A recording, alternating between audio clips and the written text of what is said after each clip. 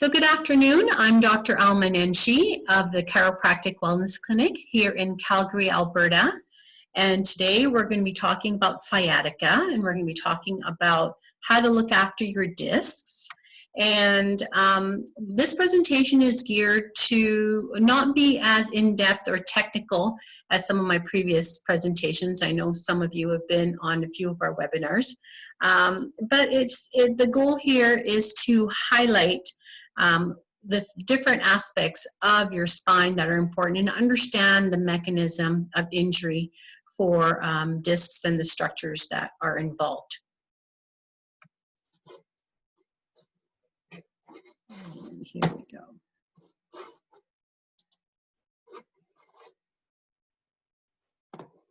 My apologies for the technical thing here. There we go. All right.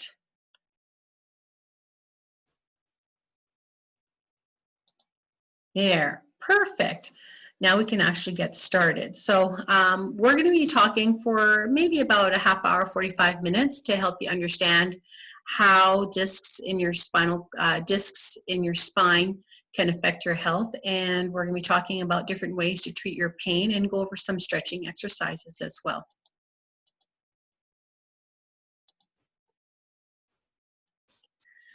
So the anatomy of the spine, I brought my little guy. Now I know sometimes the little windows are not really helpful, but I brought my little spinal guy, which is a picture or a model of the spine. And the spine is made up of 33 of these individual bones, which are called vertebrae, and they're stacked up on top of each other. And the main function of the spine is to provide support for your body. So you can stand, you can bend, you can twist, and you can do all of these things without hurting the delicate bundle of nerves that are sitting inside the spine called the spinal cord. So you need to have strong muscles and bones. You need to have flexible tendons and ligaments, and the nerves themselves have to be very healthy in order to have a healthy functioning body, because the messages from your brain communicate through this bundle of nerves called your spinal cord and then exit out to all of the various different peripheral nerves that we have that connect up to every single organ system cell in your body. So if these structures are strained or injured in any way, if there is any disease process occurring, the overall structure may be thrown off, and then you will likely experience pain. So let's talk a little bit about what the discs are. So I have a little model here as well. So there are a total of 23 intervertebral discs in the spinal column. And if you look at this vertebra and this vertebra, the two vertebrae together have this little cushion in between. And that's what the disc is. It's made up of a gel center, which is the nucleus right here. And there are tougher outer fibers on the outside that is called the annulus. And the annulus's job is to keep the bones pulled together and in place and act as a protective force around the center nucleus. And the nucleus acts kind of like a ball bearing. When you move, it allows your spine to twist and bend. So a slip disc can be a term used to describe a bulging or herniated disc. And it could be a disc that's just starting to degenerate and no longer performs the job of keeping the spinal cord properly aligned. So a bulging disc happens when the disc starts to lose pressure and elasticity. So this is a model of an unhealthy spinal segment. And if you can, I hope you can see this, but the outer fibrous areas have been compromised so that there's a little bit of a tear on the annulus. So this middle material, the nucleus, leaks out and you get this bulge. Now this disc bulge, it's kind of like biting into a jelly donut. The middle part seeps out And so this bulge, particularly when we're talking about neurology and pathology to the nerve, that this bulge can be quite irritating to this nerve tissue. And the pH of this substance in the disc is very low. It's very acidic. So imagine having an acidic substance sitting very close to some fatty tissue, which is this nerve. You can start to cause some damage in the nerve layers. The other thing is 1 or 2% of the population might have such an exaggerated herniation that it causes pressure on the nerves. And when it causes pressure on the nerves, you can get a lot of neuropathy symptoms, burning pain, or pain that kind of moves from where the disc is located to wherever those nerves supply. So if it's in your neck and you have a disc herniation in your neck, you may start experiencing shoulder, arm, and hand pain, versus if it's in your lower back, those symptoms may progress down into your legs. So a herniated disc is basically a term that's used to describe what happens when there's a tear in the annulus, the nucleus fluid leaks out into the spinal canal, and you know that jelly donut is a great metaphor to understand what exactly is happening when you injure a disc. So what exactly causes harm to the discs? As we know, and we just discussed, the discs are cushions that are sitting between your vertebra, and over time, the cushions can lose buoyancy. They can show signs of degeneration. The discs can start to dehydrate. The cartilage itself can start to stiffen, and so that's what can lead to the cracking and tearing that happens in other types of damage in the annulus. Most often, damage to the disc is usually a natural result of wear and tear, but there are certain risk factors that can increase your risk, and we'll talk about that in a little bit. One of the things to understand about wear and tear is there's lots of things that you can do in how you sit and stand and move your body that can reduce the amount of wear and tear on your spine.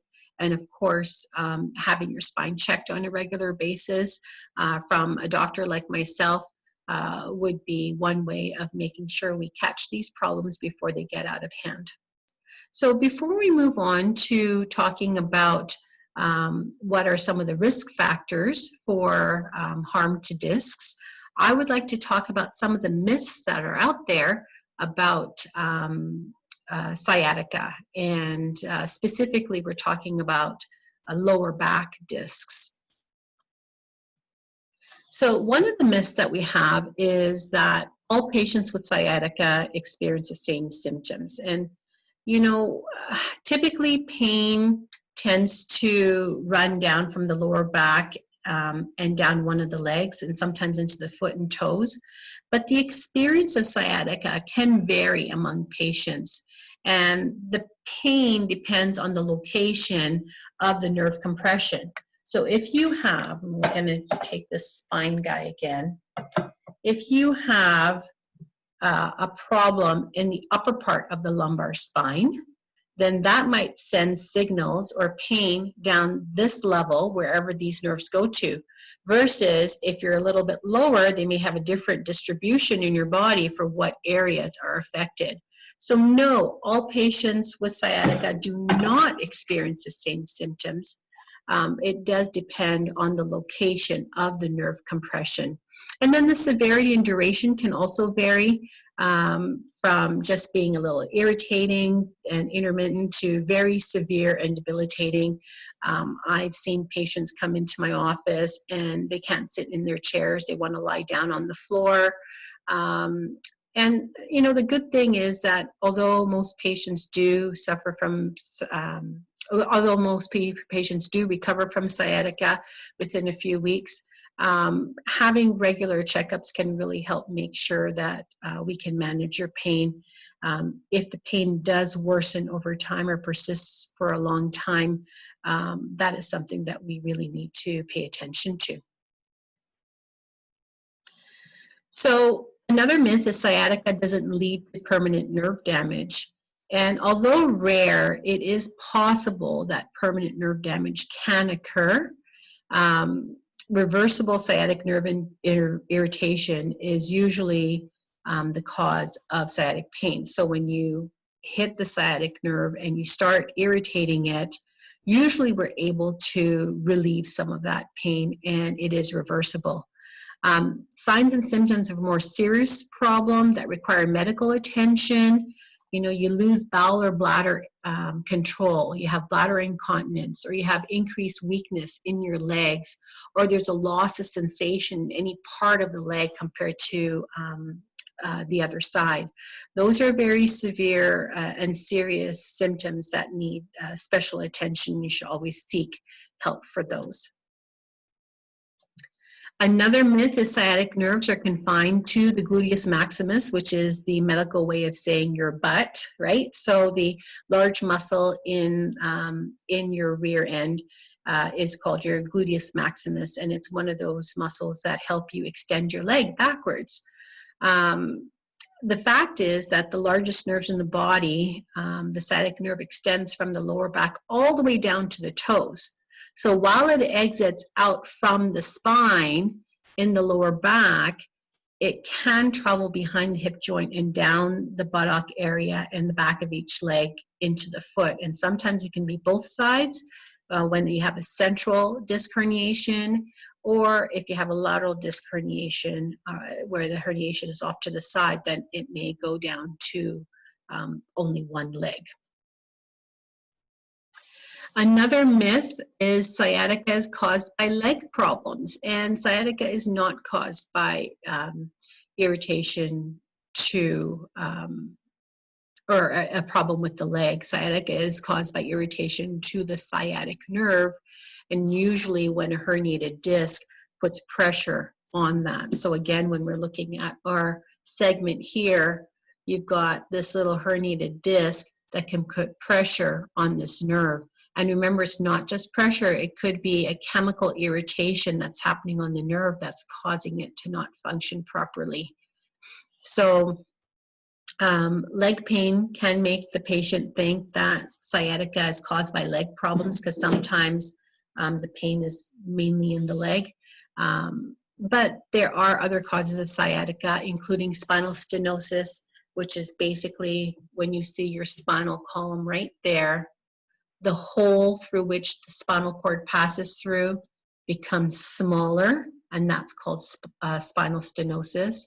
Spondylolisthesis is the active movement forward or backward of the spine, and that can also cause irritation to the cord and to the discs.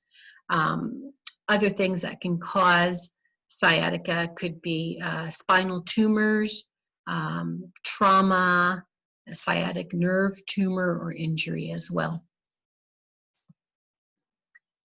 So another myth that is out there is piriformis syndrome is another name for sciatica. So I don't know how many of you have actually heard of piriformis syndrome, but there is a muscle that sits in the back in your pelvis, and it overlies the nerves that are coming out from the sciatic nerve that comes out and joins.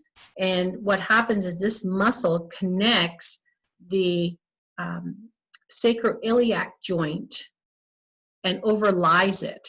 So when that muscle is tight, then it can compress that sciatic nerve, and that sciatic nerve will either go under the piriformis muscle, or it will go right through the piriformis muscle. And we don't know which you have in your body unless you get special imaging for it. But if you have that piriformis muscle and the sciatic nerve goes through, then tightness in that piriformis muscle can irritate that sciatic nerve. If the piriformis muscle sits on top of the sciatic nerve, pressing down or contraction of that piriformis muscle can also irritate the sciatic nerve, which is causing symptoms all the way down the leg. Piriformis syndrome is actually something that can be managed, and can help fix your sciatic-like pain. And it's great to have that as a diagnosis rather than the herniated disc that could be causing sciatica. Another myth is that sciatica only affects sedentary people. And although sciatica generally affects more sedentary people, active people can also develop sciatica. And especially if you engage in activities that involve a lot of twisting or carrying heavy loads. And anything, again, that causes, let's say, runners that are having very tight piriformis muscles, that can also cause irritation to that nerve as well. So it doesn't just affect sedentary people, it affects everybody. Sciatica always resolves in a few weeks of conservative treatment, and I would love this to be true, and in most cases it is true. However, it is also true for some patients that it can last much longer, and treatment should be individualized. We can do a conservative course of care, include exercise, and do things that are going to help alleviate stress and inflammation to the sciatic nerve. And in most cases, we can see an improvement in a few weeks with conservative treatment. However, again, for some individuals, it might take a little bit longer than that.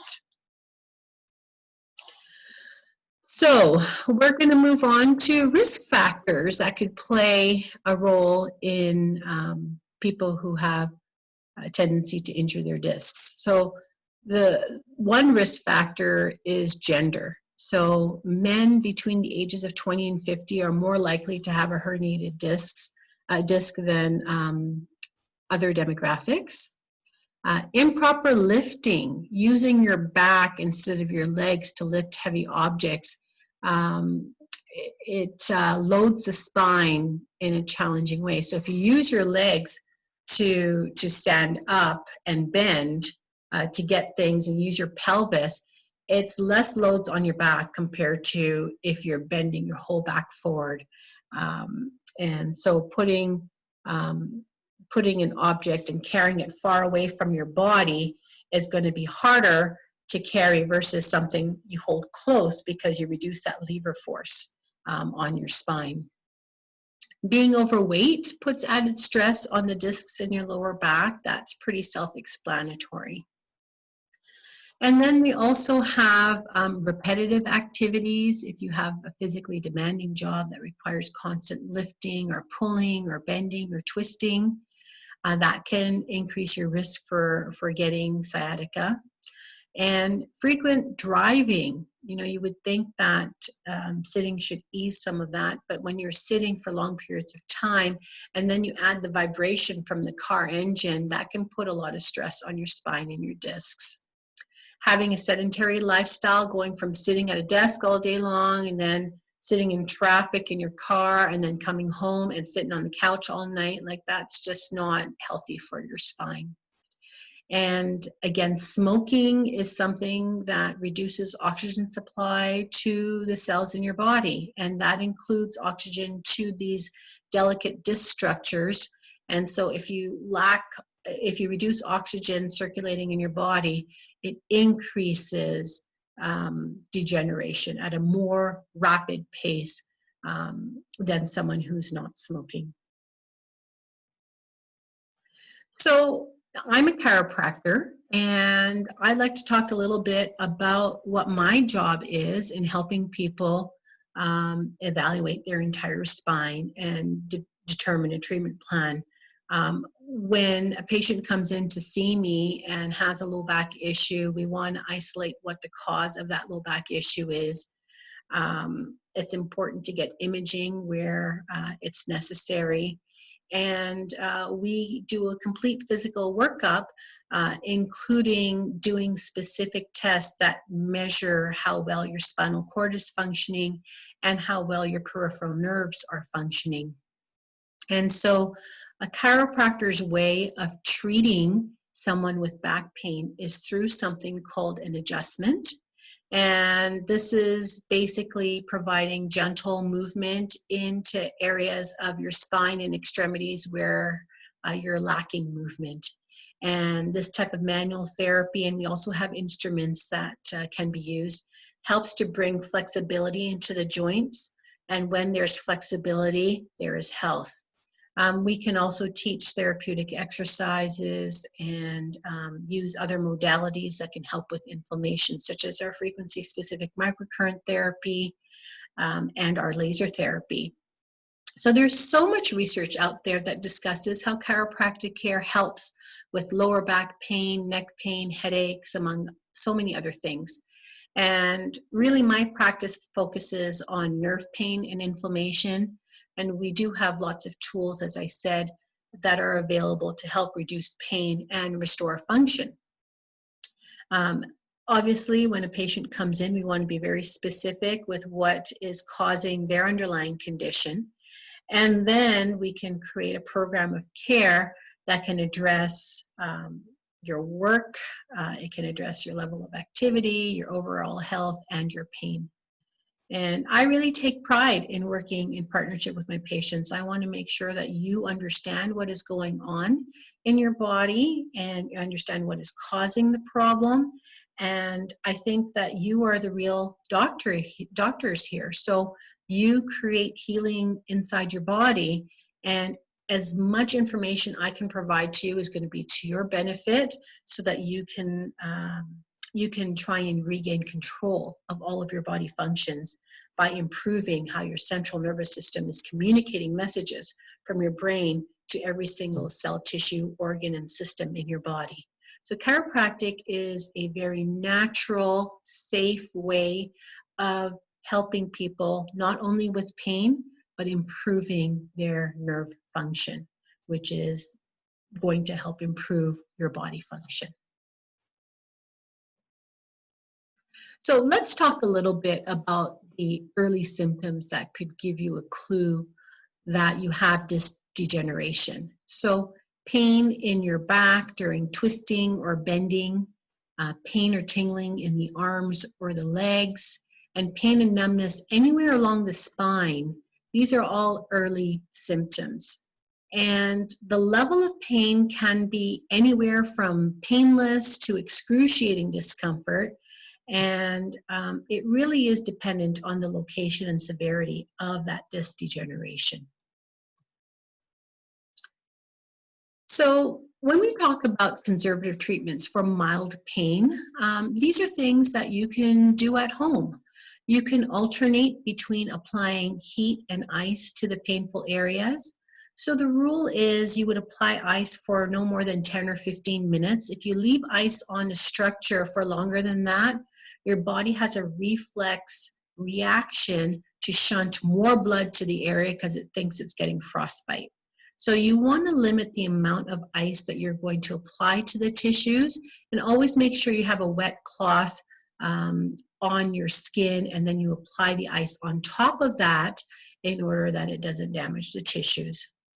The heat can also be applied over a wet cloth if you like, and heat you can apply for about the same amount of time, up to maybe 20 minutes in a painful area. So when to apply ice and when to apply heat?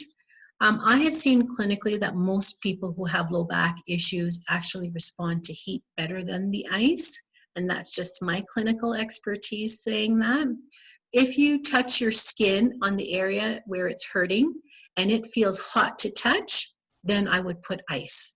If your skin is regular temperature as other areas of your body, then maybe you'll benefit from heat. But whenever you have an acute presentation of back pain, applying both ice and heat can both help you. Another thing that you can do is practice daily stretching. And try and stand up and walk around more often. Take stand-up breaks between your day when you're sitting at your desk. You want to maintain good posture, especially while you're sitting. So good posture means you're sitting with your back arched, and also, you know, the support you have at nighttime when you're sleeping. You may want to consider having a better mattress or a mattress pad that can support your spine. We do spend a lot of time in bed. About a third of our life is spent in bed, and for some people maybe more. So it's very important for us to have that proper support on your spine when you're sleeping. One of the things that I often recommend to my patients is getting a small towel, like a rolled towel or a pillow that you can put between your knees, because when you're laying down on your side, you don't want your leg to stretch and cause that stretching in your hip. If you have a pillow, you can keep those legs neutral, and that's less stress on the pelvis. Reduce alcohol consumption as well. Alcohol is inflammatory and it can slow your metabolism, and that can hasten the deterioration of your joints, your bone and joint health. So we don't want any inflammation in the area, so that's something you can consider as well. Now let's talk a little about diet. Diet for spinal and overall health should consist of nutrient-rich foods that protect cells and prevent damage and promote growth. So some call this an anti-inflammatory diet, which means you should be eating fewer foods that break down into sugars, and you should be eating more vegetables and lean meats. I think you should also add dark greens into your diet, so you can choose from spinach, kale, any type of collard greens or other greens that you can find in the supermarket. And these are really easy because you chop them up and sneak them into most of the things that you cook, whether they're stir fries or stews or even in smoothies. Having berries is really great because there's a lot of antioxidants that are in berries, and these remove toxins and protect your cells. So snacking on berries throughout the day, blending them into smoothies, sprinkling them over onto your breakfast and desserts, that would be a really good thing to apply. And also nuts and fish contain omega-3s, which fight inflammation. So both nuts and fish are good sources of protein, which will likely keep you fuller for longer and can make up for any inactivity that your injury is causing if you're symptomatic. And then when it comes to a good diet, the good rule of thumb is to eat a variety of whole foods, so your body's constantly stocked with essential nutrients. And eating the same thing over and over and over gets your body used to only exposure to certain foods. So when you have a wide variety of foods that you eat, it keeps things interesting, and it also challenges your digestion. So, the question is, you can just think about right now, how is your diet and what are some of the things that you can do to improve it? Sit and think about that and start making some of these changes. So now I'd like to go into some stretching for your spine. If you suffer from back pain or want to prevent pain in the future, having a proper stretching routine can really help to keep your spine healthy. So if you already have an injury, certainly you want to consult with me if you're a patient of mine or with whoever you are consulting with before you start working on any of these things. We don't want your stretching to hurt or injure your spine, so it's important to do things gradually. And we can start off with a back flexion exercise. So while you're lying on your back, you can pull both of your knees up to your chest and then push your head forward until you feel a gentle stretch on your spine. And you can hold that stretch, and you might feel that stretch all the way from your neck all the way down to your lower back. So a modification of this would be a knee to chest stretch.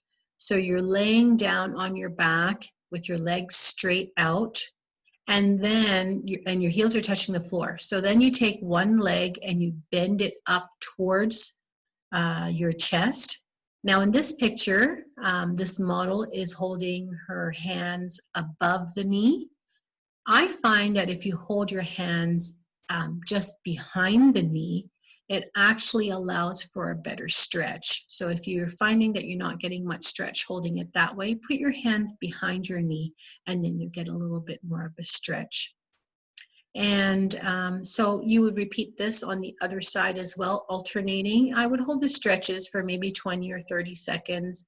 And you want to breathe deeply through these stretches so that you are getting lots of oxygen to the muscles that are being stretched. There are some neck stretches we can do as well. So there's that chin to chest stretch where you just kind of bend your chin and try and touch your chest. And this is really great if you work at a desk all day or you spend a lot of time in front of the computer. You can stand or you can sit and do this. And again, just gently tilt your head forward until your chin touches your chest, and then just hold that for several seconds. And you can repeat that throughout the day. There's a side-to-side shoulder stretch as well that you can do. And just like the previous stretch, you can do this at your desk, or you can just repeat this throughout the day when you're standing. So basically what you're going to do, as this model shows, you're going to bend your head to one side as if you're trying to touch your ear to your shoulder. Now don't lift your shoulder up to touch your ear. Keep your shoulders relaxed and then just tilt your head down and try and reach your ear to your shoulder. But don't push too far, just stop when you feel that gentle stretch. Now there's a slight modification to this that I'd like to share as well. You can isolate the front muscles from the back muscles based on how your face is facing. So if you tilt your head to the side and you tilt your nose up to the ceiling, you now isolate the anterior structures. So when you stretch your neck sideways, you're able to stretch more of the front structures of your neck. And then similarly, if you bend your head sideways and instead of turning to the ceiling, you look down to the floor, now when you pull sideways, you're going to get the back structures of your neck. So that's one way of isolating the back and the front muscles. But if it's too complex, even just doing gentle stretches with your ear to your shoulder, and again, people have this tendency to lift their shoulders up, just try and relax those shoulders down as you're doing the stretches, and that will definitely help you feel better. When you're doing bridges, sometimes people can do this and sometimes people can't. And it depends on how much strain you have in your neck and upper body. You want to lie down on your back with your knees bent and feet flat on the floor. And then you engage your abs and you thrust your pelvis up towards the ceiling so it looks like you got a little bridge between the shoulders and the knees. And you just keep your spine straight and hold that bridge position for a second or two, and then gently bring your body back down onto the floor in your starting position.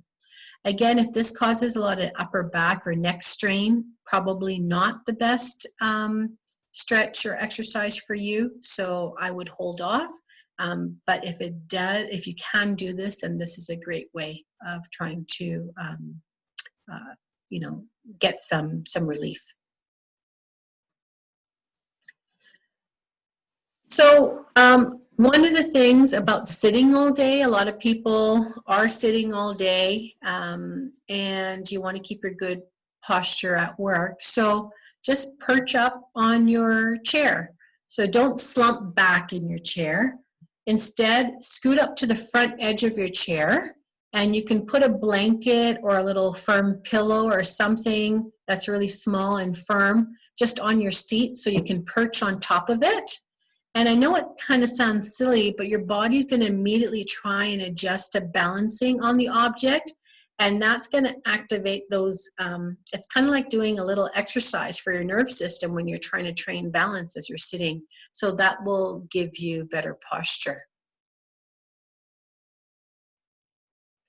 And so, while we all need exercise to keep our bodies strong and healthy, there are some workouts that are better than others. So activities such as jogging or running, tennis, contact sports, these might put too much force on your spine if you do have a spinal challenge.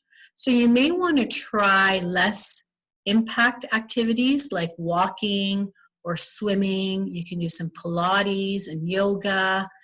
You can get a stationary bike and cycle, even going out and enjoying our beautiful weather now and biking.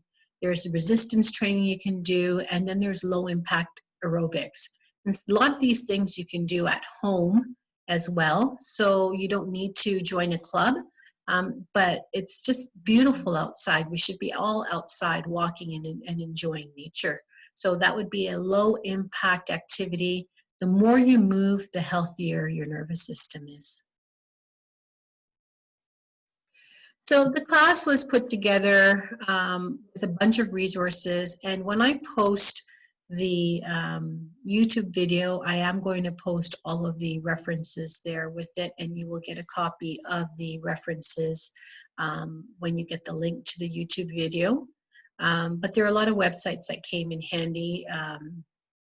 Everydayhealth.com, acefitness.com, resurgence.com, flintrehab.com, northamericanspine.com, mayoclinic.org, and spinehealth.com, mayfieldclinic.com, and then there's a bunch more too. So I'm not going to go into all of them, but there are a lot of resources, and some of them actually have videos that you can watch that I encourage you to comb through the resources and explore some of the information there. So I really want to thank you for taking the time out of your day to be here with me today. I love this opportunity to be able to help educate some of our patients and just chat with you. You know, there's lots of things that you could be doing with your time, and that you would spend that time with me. You know, I really am honored and I appreciate that. If you have any further questions, I would love it if you could put them in the chat box, and I can certainly go over those. And if there's any questions that you'd like to have personal time with me, feel free to give me a call.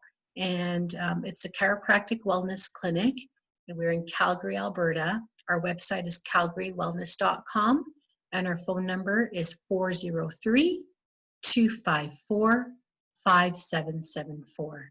So if you have any questions, please don't hesitate to contact me. I'm here to help you in whatever way I can, and I just want to be a resource for you. And when the COVID crisis started up, I thought, how am I going to be able to stay connected with people? And I had this idea of doing a weekly wellness webinar on Wednesdays at 1, and I liked that sort of way it all sounded. And so even though we're back at work now servicing our patients, it's a little bit different in how we do things in the clinic, in order to respect personal distancing and making sure that we're doing everything we can to prevent the spread of any infections. I think that coming in for care and chatting and talking would be really awesome. And, you know, now that I'm back into practice, I really want to continue these weekly webinars, because I really think that having a resource where you can go and quickly look up information is, you know, researched and evidence-based information rather than just going online and searching up whatever you find. So I really do appreciate you being here. Thank you so much for taking the time out of your busy day to join me. And I hope you have a wonderful rest of the day.